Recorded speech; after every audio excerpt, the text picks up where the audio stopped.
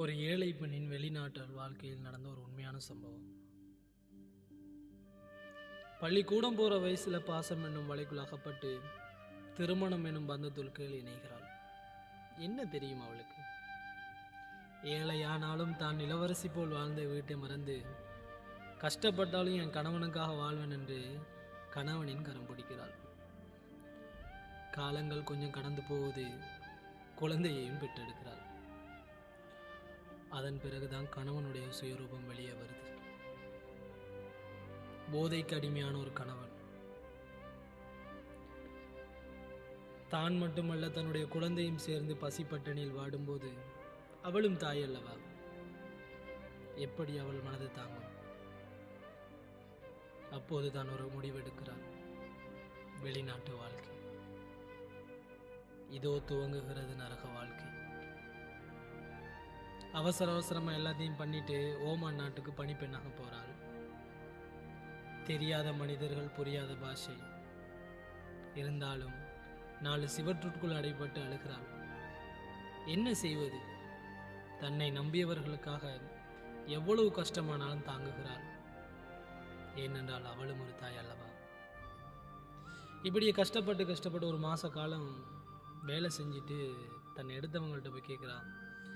என் வீட்டில் எல்லாருமே பட்டினியாக கிடக்குறாங்க, ஒரு மாதம் முடிஞ்சிருச்சு தானே, எனக்கு காசு கொடுங்க, நான் நாட்டுக்கு அனுப்பணும்னு கேட்குறான். ஆணாதிக்கம் அல்லவா? பணத்திமிர் அல்லவா? முடியாது என்கிறான்.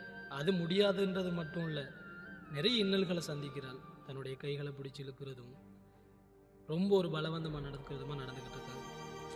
இது ஒரு கட்டத்தில் தாங்க முடியாமல் தன்னை அழைச்சி வந்தவங்கள்ட்ட சொல்கிறான், எனக்கு இங்கே இருக்க முடியல, இவர் ரொம்ப ரூடாக நடந்துக்கிறாரு, அதனால் நீங்கள் என்னை எடுத்துருங்க, என்னை வேறு வீடு ஒன்று மாற்றிதாங்க அப்படின்னு சொல்லும்போது இவங்களும் சரி நீங்கள் வாங்க அப்படின்னு சொல்லி கூட்டிகிட்டு போயிடுறாங்க. கூட்டிகிட்டு போனால் எந்த வேலைகளும் இல்லை, அந்த ரூம்லேயே இருக்கிறாங்க. இருக்கும்போது அங்கேயும் ஒரு ஆண் தன்னை பலவந்ததுக்காக அழைக்கிறான். அழைச்ச இடத்துல சொல்கிறாள், நான் உடம்பை வைத்து பிழைக்கணும்னா நான் நாட்டிலே பிழைச்சிருப்பேன், நான் இங்கே கஷ்டப்பட்டு உழைக்கி சாப்பிட வந்திருக்கேன், அதனால் என்னை விட்டுரு அப்படின்னு சொல்லும்போது முதல் முறை விட்டுறான். 2வது முறையும் பலவந்தத்துக்காக அழைக்கிறான். ஏதோ ஒரு காரணங்களால் விட்டுவிடப்படுது. 3வது முறை யாருமே இல்லை, வீட்டிலையும் யாரும் இல்லை, அக்கம் பக்கத்துலையும் யாரும் இல்லை. அப்போது தான் ஆணாதிக்கம் இன்னும் பெருகுது.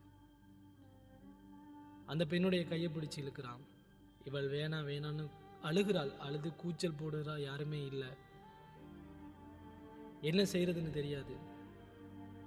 கொடுத்தால் என் கணவனுக்கு மட்டும்தான் என் உடம்பை கொடுப்பேன்னு 3வது மாடியிலிருந்து குதிக்கிறாள். உடம்பெல்லாம் சிதைஞ்சு போகுது. யார் இருக்கா பார்க்கறதுக்கு? யாரு பாப்பா? யாரோ ஒருவரால் அவசரமா வைத்தியசாலையை கொண்டு போறாங்க. சிகிச்சை அளிக்கப்படும் போது சொல்றாங்க, அந்த பெண்ணுடைய உயிர் மட்டும்தான் மிச்சம், மற்ற உடம்பு எல்லாமே செதைஞ்சிருச்சு, கால் கையெல்லாம் உடைஞ்சிருச்சு, அதனால இந்த பெண்ணுக்கு உயிர் மட்டும்தான் இருக்குமே தவிர இந்த பெண் அலையிலேருந்து நடக்க முடியாது அப்படின்னு சொல்றாங்க.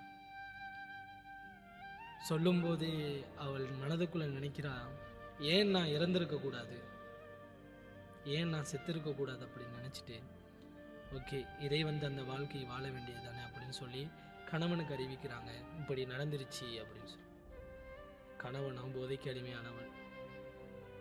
அவள் செத்தாலும் பரவாயில்ல, அவள் என்ன வேணாலும் செய்யட்டும், யாருக்காக தன்னுடைய உடம்பை பாதுகாத்தாலோ அவனே உதாசீனப்படுத்துகிறான். 6 மாத காலம் கஷ்டப்பட்டு தன் கோபத்தோடு எல்லாத்தையுமே கடந்து எழுந்து நடக்கிறாள். இப்போ ஏதோ ஒரு வாழ்க்கை வாழ்கிறாள். என்ன சொல்ற அப்படின்னு சொன்னா, நம்மளுடைய வெளிநாட்டில் வாழக்கூடிய சொந்தங்கள் இருக்காங்க தானே, நிறைய பேர் தன்னுடைய கஷ்டங்களை வெளியில சொல்லுவாங்க. சில பேர் 190% ஒரு சில பேர் தன்னுடைய வழிகளை வெளியே யாருக்கிட்டையும் ஷேர் பண்ணிக்க மாட்டாங்க. நிறைய கேவலமான விஷயங்கள் நடந்திருக்கும், வழிகளை யாருக்கிட்டையுமே ஷேர் பண்ணிக்கிட்டதில்லை. ஆணாக்கப்பட்ட நம்ம வெளிநாட்டில் எவ்வளவுதான் வாழ்ந்தாலும் நமக்குன்னு ஒரு ஃப்ரீடம் இருக்கும். ஆனா அவர்களுக்கு அப்படி இல்லை. கையில் சோற்றை எடுக்கும்போது தாள் மாமா அப்படின்னு சொல்லும்போது நான் வாரேன் அப்படின்னு சொல்லி ஓடுவாங்க. அதுதான் பெண்ணுடைய வாழ்க்கை. இது எப்போது முடிவுக்கு வரும்? அடுத்த தலைமுறைக்காவது வெளிநாட்டு வாழ்க்கையை ஒரு சுற்றுலா பயணத்தை போன்று மேற்கொள்ளும். அடுத்த தலைமுறையாவது வெளிநாடு வாழ்க்கை தெரியாமல் வாழ